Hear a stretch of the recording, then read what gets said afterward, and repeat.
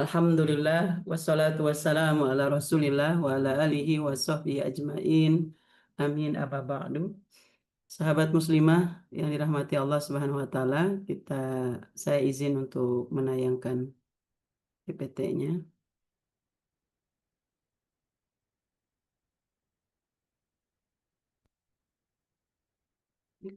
Sebentar.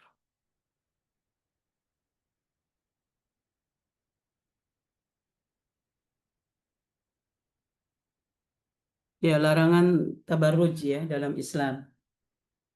Jadi menurut bahasa, tabarruj adalah wanita yang memamerkan keindahan dan perhiasannya kepada laki-laki. Jadi memang diniatkan ya. Tabarojatil mar'ah atau tadi ya memamerkan perhiasan bagi perempuan. Ini tabarajatul mar'ah itu artinya wanita yang menampakkan kecantikannya, lehernya dan wajahnya. Ada yang mengatakan maksudnya adalah wanita yang menampakkan perhiasannya, wajahnya, kecantikannya kepada laki-laki dengan maksud untuk membangkitkan nafsu syahwatnya. Jadi memang diniatin agar bisa pamer dengan laki-laki ya, agar laki-laki itu tergoda gitu ya. Dari awal sudah diniatkan. Ya, ini yang dilarang oleh Allah. Nah, tabarruj menurut Syekh Abdul Ala Al-Maududi itu ada tiga ya. Yang pertama, tindakan memperlihatkan kecantikan wajahnya dan bagian-bagian tubuhnya yang mengundang birahi laki-laki yang bukan mahram. Yang kedua, memperlihatkan keindahan pakaian dan perhiasannya kepada laki-laki yang bukan mahram. Yang ketiga, memperlihatkan dirinya melalui cara berjalan, kegenitan dan kesombongannya kepada mereka. Ya, ini maknanya tabarruj. Ya, Allah itu menyukai kebersihan, kerapihan, keserasian.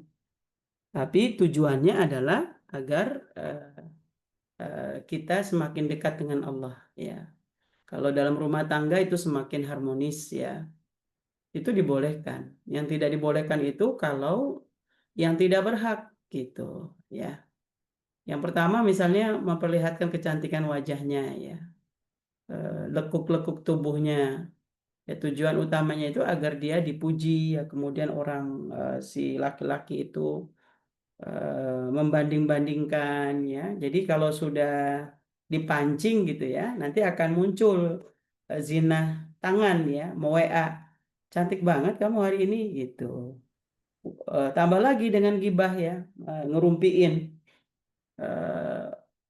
Adem ngelihatnya gitu, segar ngelihatnya, nggak kayak yang di rumah. Nah, itu ya, istrinya dia jelek-jelekin. Jadi memang nanti itu akan berbagai macam cabang dosa yang kita tanggung gitu ya. Dan itu sesuai dengan harapannya, memang niatnya untuk dipuji gitu. Kalau ini berlangsung itu sampai nanti perselingkuhan ya, dari situ mulainya. Tetapi kalau dia mempercantik diri untuk keluarganya atau mewajarkan ya, salah satu kita ada kepatutan yang harus kita tampilkan ya, menggunakan bedak, menggunakan lipstik misalnya yang tidak berlebih-lebihan ya, untuk memantaskan agar ketika dia rapat, ketika dia datang itu tidak menjadi ajang gosip gitu ya, kewajaran ya, itu diperbolehkan, nggak ada masalah. Karena niatnya bukan untuk yang negatif tadi, ya, tidak berlebih-lebihan gitu ya.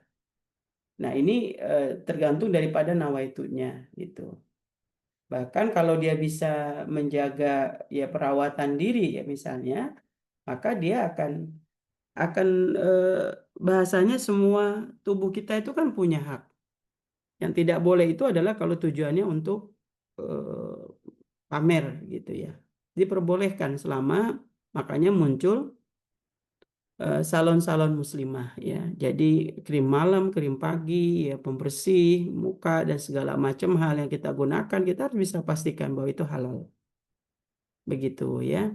Jadi bukan hanya yang mahal, bukan karena murah atau mahal ya, tapi kita lihat bahwa itu Allah ridho dengan yang kita gunakan.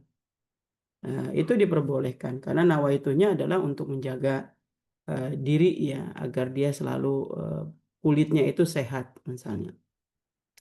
Tidak ada unsur israf ya berlebih-lebihan sampai mengalokasi anggaran yang melanggar yang mengambil hak anaknya, hak keluarganya atau sampai berhutang. Nauzubillah min zalik. Itu ya kita lihat. Yang kedua adalah memperlihatkan keindahan pakaian dan perhiasannya kepada laki-laki yang bukan mahram. Kalau yang dia memperlihatkan keindahan pakaian dan perhiasannya atau yang pertama tadi bukan kepada yang bukan mahram tetapi sesama perempuan, itu jatuhnya adalah ria, gitu ya. Ria untuk menunjukkan bahwa eh, dia itu wajahnya lebih glowing daripada temannya.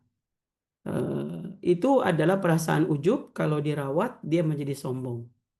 Makanya kita harus selalu menjaga itu ya. Nah, keindahan pakaian dan perhiasannya ya. Kalau untuk laki-laki kita bisa melihat, orang bisa mengukur ini barang yang digunakan itu branded misalnya, mahal semua. Nah, dia punya kepuasan, ya nggak sama lah. Kamu pakai yang KW, saya asli gitu. Nah, bisa jadi dia nggak dia penampilan wajahnya nggak menor, tetapi dia mempromosikan bahwa dia adalah perempuan yang layak disukai, dikagumi dengan pakaiannya yang berbeda dari orang lain, perhiasannya. Perhiasannya itu makanya kita lihat selama perempuan itu suka dengan perhiasan yang wajar nggak ada masalah. Menggunakan cincin ya, kalau anting di dalam rumah kemudian ya tidak diperlihatkan keluar gitu ya. Tujuannya adalah tabiat perempuan itu suka dengan perhiasan. Makanya kisah hadisul ifki yang Aisyah itu dituduh berselingkuh itu karena Aisyah masih muda kan, ketinggalan perhiasannya gitu. Dia nyari-nyari pas udah dapet, pas dia keluar ternyata rombongan udah jalan gitu. Padahal dia pakai tandu kan di tandu itu. Nah, ada sahabat Nabi yang tugasnya sapu jagat gitu. Jadi selalu ngawal bahwa dia yang terakhir gitu. Dan itu bukan duduk berdua, pakai tanduk di dalam. Tapi itulah Abdullah bin Ubay bin Salul ya, yang tujuannya untuk memfitnah keluarga Nabi. Nah, itu ya, jadi keindahan pakaian dan perpisahan. Tapi keindahan bahwa Allah suka dengan keindahan, Allah suka dengan keserasian. Sah saja nggak ada masalah. Kita merasa nyaman kalau pakaian yang kita gunakan itu cocok dengan kita gitu ya. Kemudian yang ketiga memperlihatkan dirinya melalui cara berjalan, kegenitan, kesombongan kepada mereka ya. Ya cara berjalan ya. Kalau ada sekolah kepribadian itu bisa jadi kalau dia memahami Islam itu dia udah dapet sebetulnya.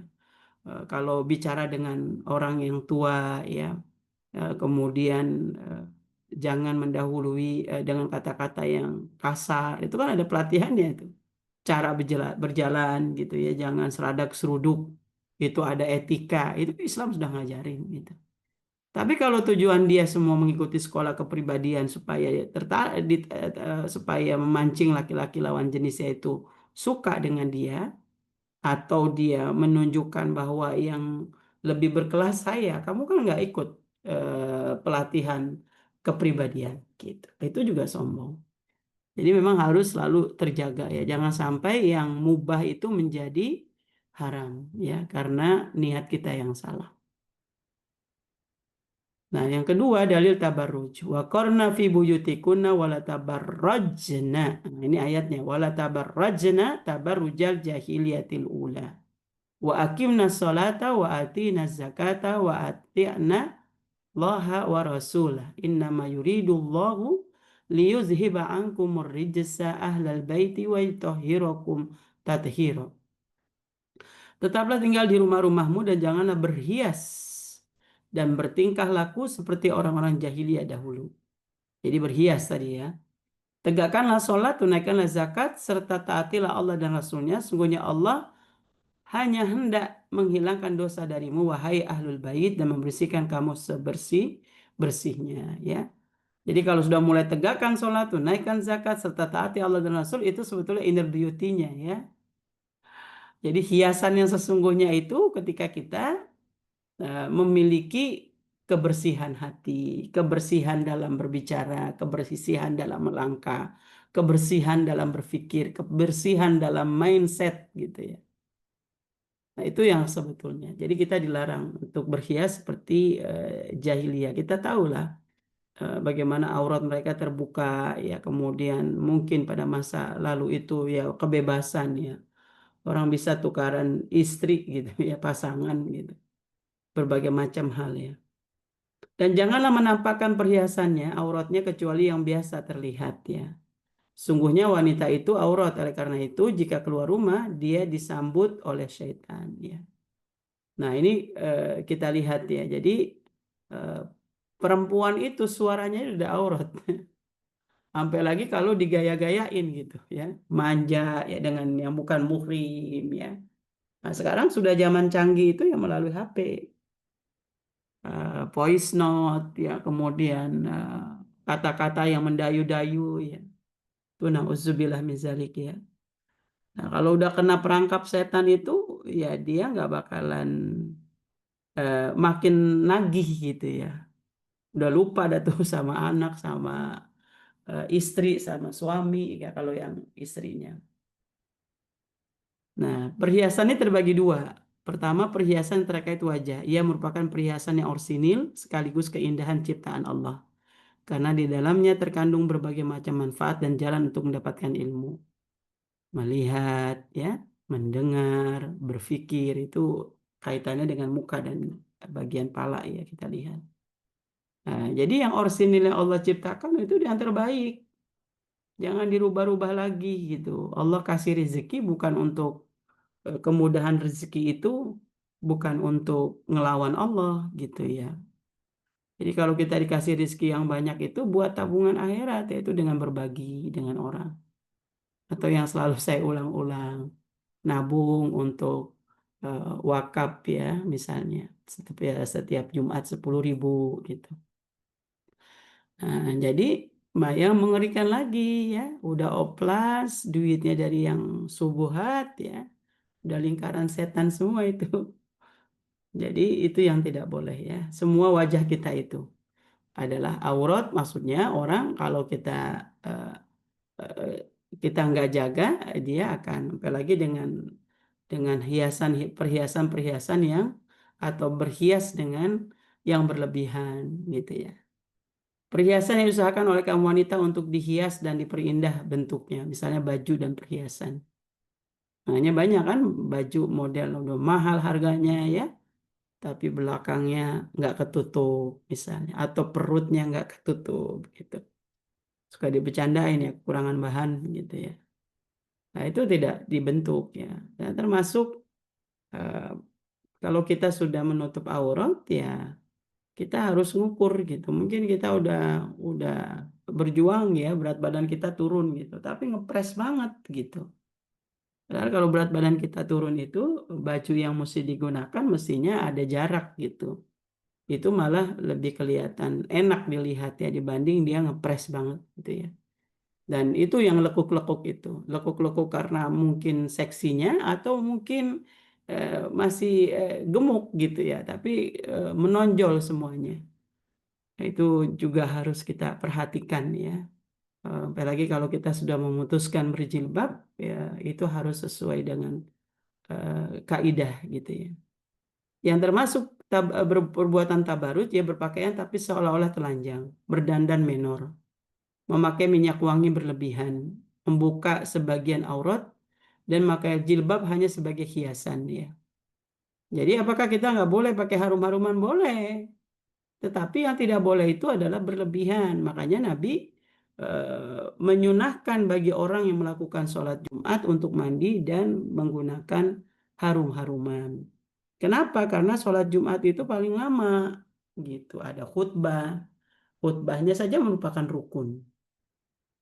Nah, jadi kalau orang habis termasuk Idul Fitri, Idul Adha, khutbah belum keluar udah pada bangun.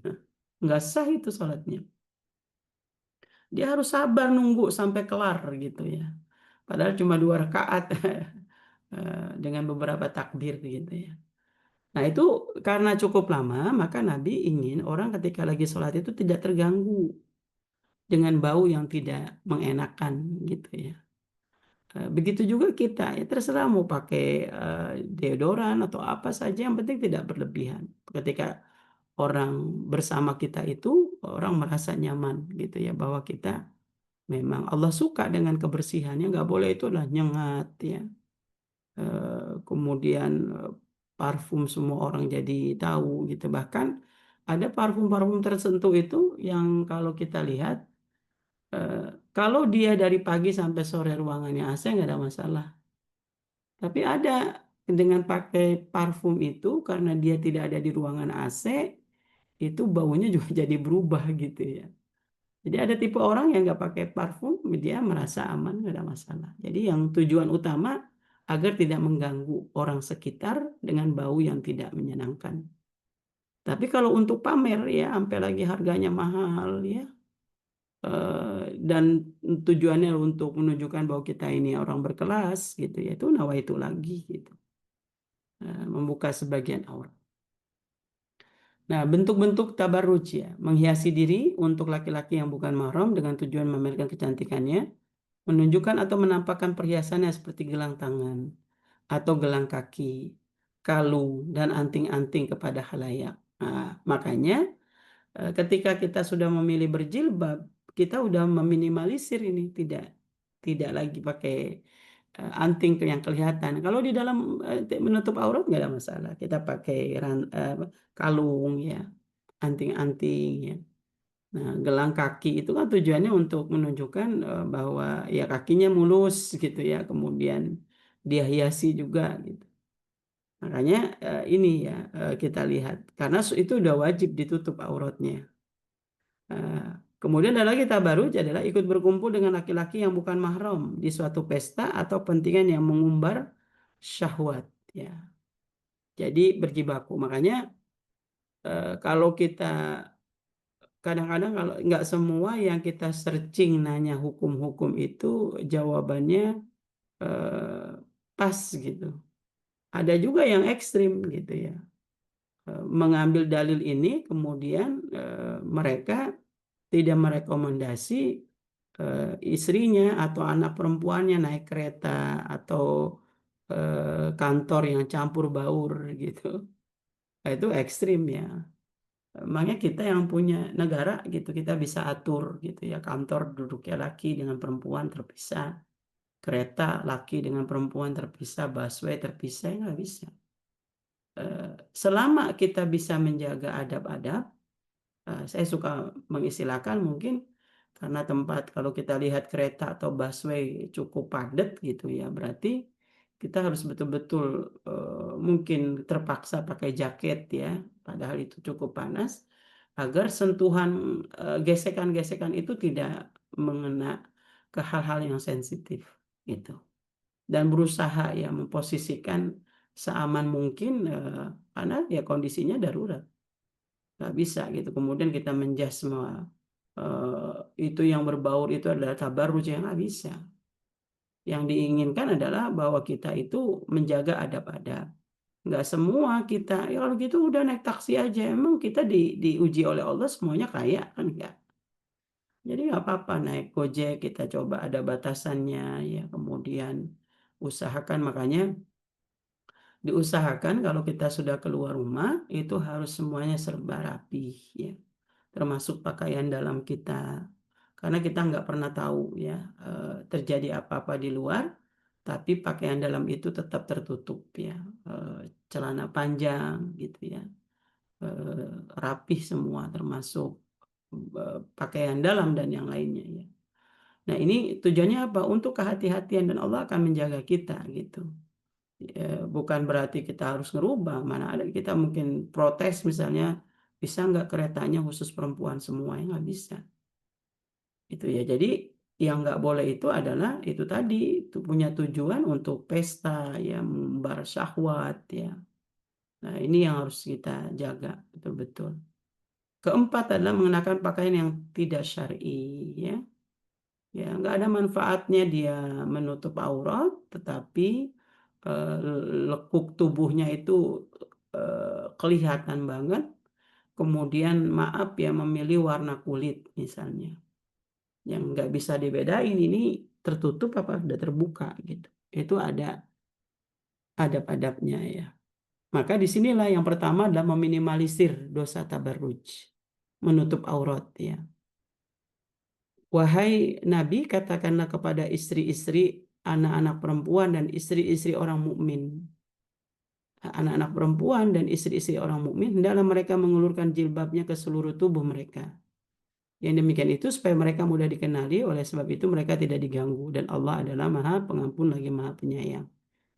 Nah, ini ada asbabun nuzulnya. Jadi pada masa jahiliyah itu setiap perempuan yang keluar rumah itu tidak menutup aurat itu bakal diganggu. Tapi kalau yang keluar terpaksa keluar malam hari itu, maka yang ganggu selalu bilang jangan, dia perempuan baik-baik gitu. Nah itu ya. Nah, kaitannya dengan mengulurkan jilbabnya ke seluruh tubuh mereka, setiap negara berbeda-beda gitu ya. Eh, Kalau kita biasa ya ada yang warna-warni kerudungnya. Cara apa saja yang penting hal-hal yang sensitif itu tertutup ya, seperti ya payudara gitu ya, tidak boleh kelihatan ya. Silakan aja kalau soal modelnya segala macam itu kita diserahkan. Gak ada patokan harus warnanya ini, harus modelnya ini, gak ada masalah. Yang penting dia memenuhi syarat ya. Hai anak Adam, sungguhnya kami telah menurunkan kepadamu pakaian untuk menutup auratmu dan pakaian indah untuk perhiasan, dan pakaian pakaian takwa itulah yang paling baik. Yang demikian itu adalah sebagian dari tanda-tanda kekuasaan Allah. Mudah-mudahan mereka selalu ingat. Makanya ada ruang-ruang privasi kita gitu ya. Kalau kita mau berenang, eh, ya kita pasti menggunakan baju renang yang syar'i misalnya ya. Tetapi jangan sampai kita sudah jaga dengan berenang sama muslimah pakai pakai baju renang yang syar'i, lalu kita posting. Nah, bisa. Karena kita udah nutup gitu. Kenapa kita posting gitu pada yang sosial media misalnya untuk umum. Beda kalau kita kirim ke keluarga yang muhrim ya, sama-sama adik perempuan, mungkin ada masalah. Kemudian juga harus bisa dibedakan gitu ya. Pakaian yang harusnya untuk di luar, di dalam kita jangan sampai keluar gitu. Ya, usahakan menggunakan baju olahraga yang tidak ketat gitu ya. Banyak pilihan gitu. Jadi jangan sampai bahan baju renang itu digunakan untuk olahraga. Itu dia akan nyeplak ya bahasanya itu. Nah, ini kenapa? Karena kita ingin setiap tarikan nafas kita, gerakan kita, aktivitas kita itu selalu berada dalam keridhaan Allah. Dan kita tidak setuju ketika kita memilih hijrah menggunakan jilbab, kemudian kita mencederai hak-hak ya untuk berenang, untuk bermuamalah gitu ya. Tidak bisa. Kita bisa dengan menutup aurat, hubungan kita dengan sesama perempuan jalan, dengan dalam pekerjaan dengan laki-laki juga jalan, karena semuanya sudah ada kode etik yang melekat pada diri kita, walaupun itu tidak ada aturan secara tertulis di publik ya, tapi kita sudah punya kode etik yang Allah langsung atur buat kehidupan kita. Kita selalu berharap bahwa tidak ada celah sedikit pun kemurkaan Allah. Ketika Allah murka, maka setan itu akan menghampiri kita. Gitu ya. Itu yang harus kita jaga, betul.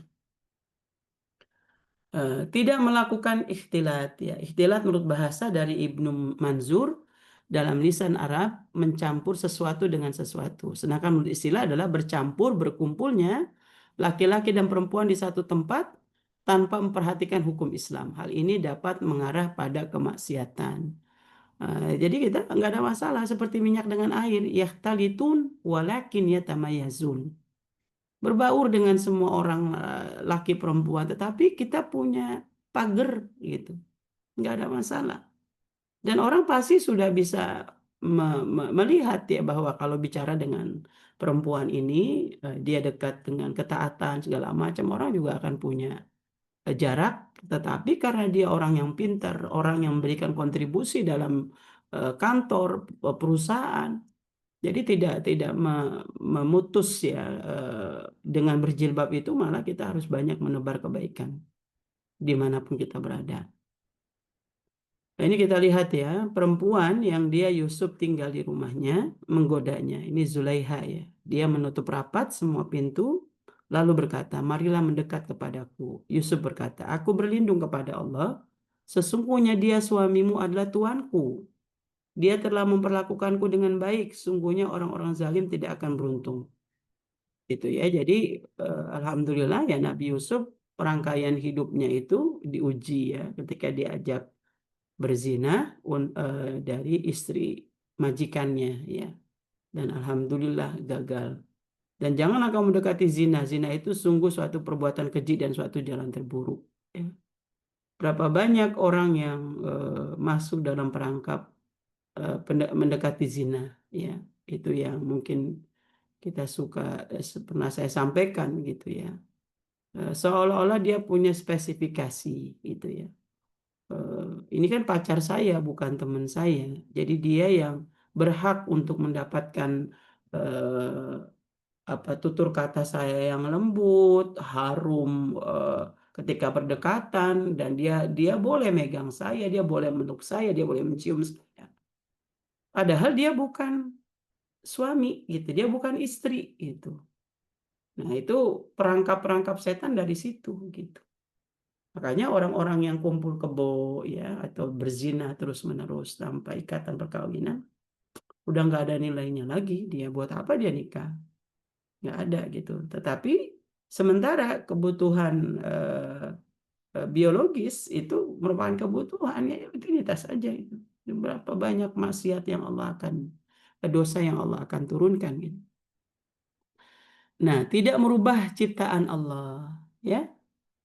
Larangan mencukur alis ya.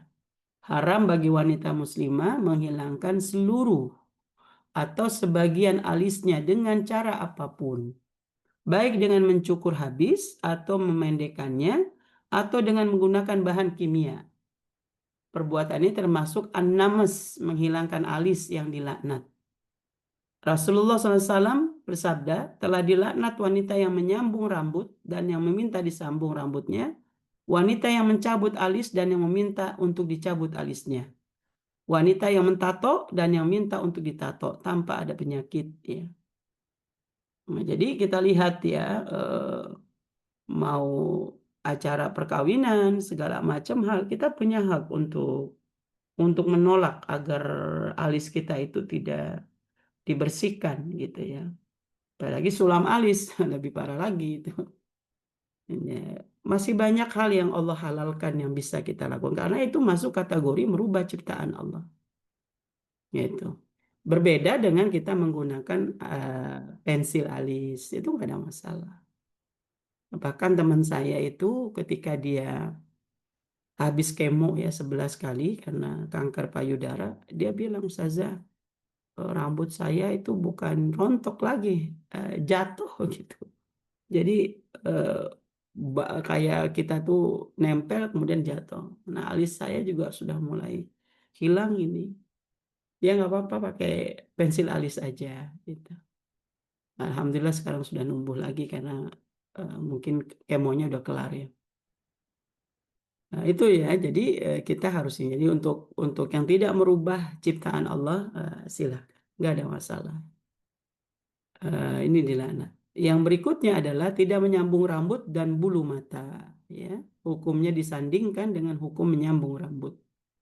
La'anallahul wasilata wal mustausilata. Allah melaknat orang yang menyambung rambutnya dan yang minta disambung rambutnya. Jadi hukum menyambung bulu mata diselaraskan dan hukum menyambung rambut yang disebutkan dalam hadis di atas. Al-Munawi menjelaskan hadis di atas dari sisi kebahasaan bahwa al-wasilah ialah orang yang berupaya menyambung rambut dengan tangannya sendiri, sedang al-mutawasilah adalah orang yang memintanya.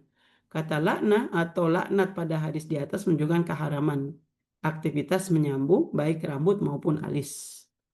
Ya bulu mata ya maksudnya ya.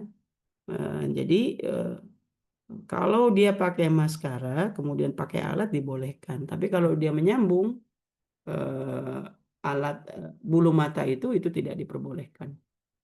Allah akan melaknat dia.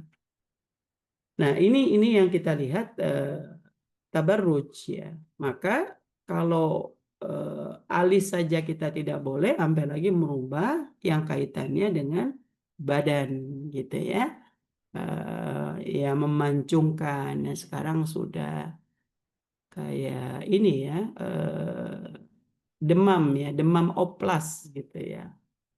Itu akan dipertanggungjawabkan itu kepada Allah ya. Tapi operasi plastik yang tujuannya adalah untuk pengobatan dibolehkan. Mata apa mulut sumbing ya. Kemudian mungkin berbagai macam hal yang harus dioperasi ya. Dulu ada yang misalnya kesiram air keras ya itu diperbolehkan. Atau meratakan ya gigi yang mungkin numpuk gitu itu diperbolehkan. Tapi selebihnya itu adalah tidak boleh. Kenapa? Karena memang Allah selalu bilang innallaha la yanzuru ila ajsamikum wa suwarakum walakin yanzuru ila qulubikum. Allah tidak melihat kepada apa wajah kamu, fisik kamu, casing gitu ya. Allah lihat adalah hati dan amal kamu ya.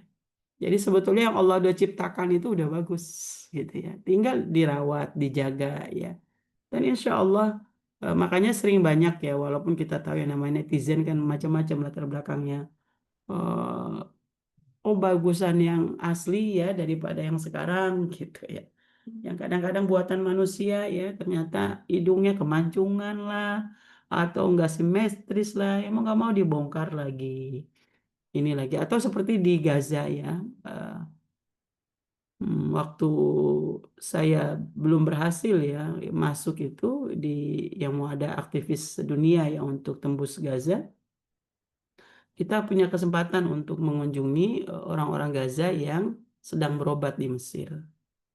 Eh, Bisa dibayangkan ya, misalnya tangan kanannya itu terbelah gitu. eh, Ya karena kena bom kan. Nah, dia itu harus dioperasi supaya sembuh itu menggunakan bagian kulit tangan yang sebelah kiri gitu. Banyak kalau itu ya. Kita lihat ada yang bagian paha ya, bagian badan ya untuk menyambung supaya dia masih bisa bertahan untuk hidup gitu.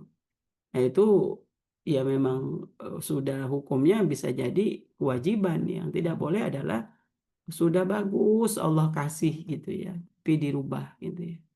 Dan yang nggak bisa dirubah kan umur ya. Dan ketika kita bertambah umur, Allah yang Maha Tahu bisa jadi itu tidak cocok dengan berbagai macam buatan manusia yang bisa dampaknya buruk nanti. Saya pikir ini nanti insya Allah kita lengkapi dengan tanya jawab. Hmm, Alhamdulillah. Itu tentang tabarruj ya. Dan jangan sampai kekhawatiran kita dengan tabarut kita eh, sampai nggak mau menjaga gitu ya itu antara dua itu tapi jangan sampai pada tubuh kita ini ada laknat Allah itu yang kita tidak inginkan. Saya pikir itu dari saya. Assalamualaikum warahmatullahi wabarakatuh.